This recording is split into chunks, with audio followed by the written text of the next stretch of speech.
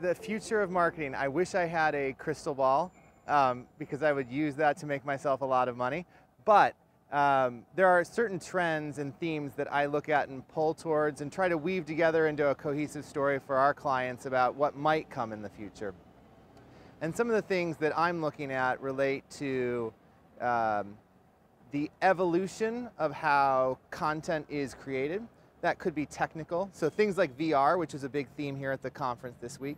Things like fragmentation of content creators, so the fact that technology has now democratized content creation to the point where everyone can become a content creator, and someone like Chewbacca Mom can get millions of views on her video when big brands struggle to get the same, and make hundreds of thousands of dollars doing it for herself along the way.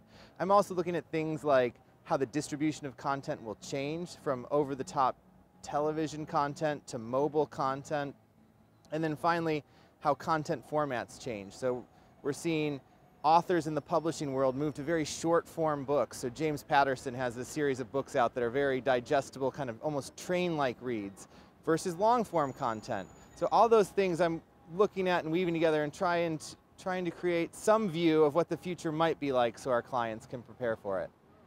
I think we have to remember first and foremost that our job is to sell product for our clients. And to sell product for our clients, we have to reach lots of people with very compelling messages. That is always going to be true, and that is just as true today as it was 25 years ago, and it will be just as true 25 years in the future. As technology changes, as new opportunities present themselves, we have to look at them through the lens of how will this help us reach lots of people with very compelling content. For instance, I'm less focused on things like dynamic banner creative as a way to have one-to-one communication with clients than I am as a way to use those same technologies to pull in data signals that might make the message more interesting and more compelling to the viewer. I still want to reach lots of people, so I don't want to talk just one-to-one, but if there's things I know about the person and I can use dynamic tools to make creative more interesting, more noticeable, and more compelling to the end consumer, that's what I want our agency and our clients to be doing. I don't know if it's harder to attract talent to agencies. I certainly think there are more businesses and companies that are appreciative of the types of talent who traditionally worked at agencies. So our pool of competitors for talent has grown exponentially, and we're a little disadvantaged in that some of our key competitors operate in high growth technology spaces, so they're able to invest in talent the way that our business can't always. The good news is their business won't always be high growth, and they'll come back to earth at some point and they'll deal with some of the realities that our more traditional businesses deal with. But what it's forcing us to do in the interim is really think about how do we create great environments for our talent to thrive, great environments that may not offer all-you-can-eat food all day long, but are still great places to work that people want to come work. I think it's also forcing us to really embrace the historical challenge of diversity in our industry.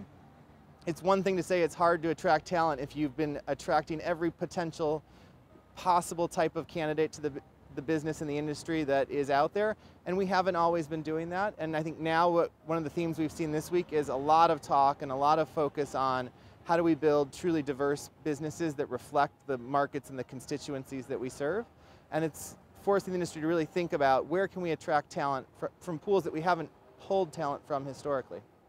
Well, I think the future of marketing is somewhat reflected in the future of this conference, or the changes at this conference over the past 8 to 10 years. I've been coming for about the past 10 years, and I've seen the conference evolve from an advertising conference to a conference that started to embrace technology to something that is now truly about creativity in all its forms, be it coding, be it content creation, be it advertising. And that's reflected in something like the New York Times winning a Grand Prix in mobile for its VR work. That is not advertising, that is not something that festival would have historically recognized, but is now being recognized because so much is going on, and what really drives our businesses and our clients' business in the future is creativity, and that's what we're here to celebrate this week.